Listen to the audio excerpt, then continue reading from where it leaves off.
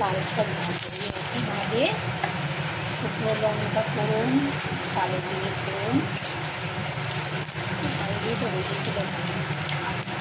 নেড়ে ছেড়ে আমি শাকটার মধ্যেই রসুন, হলুদ আর নুন মেখে রেখেছি। এই যে শাকটার মধ্যে রসুন, হলুদ আর নুন মেখে রেখেছি।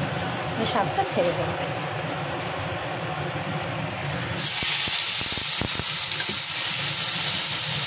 আর ওর যে জলগুলো আছে এগুলো দিয়ে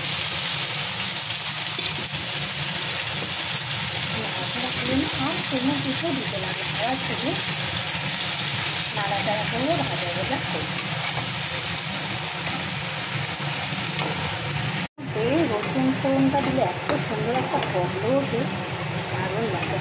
আমার তো দারুণ লাগে।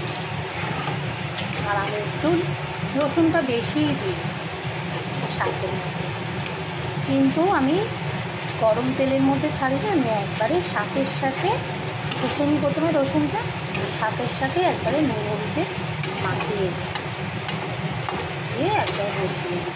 কালো জিরে শুকনো লঙ্কা ফোড়ন ঢেকে দেবো একটু মিডিয়াম আঁচ করে।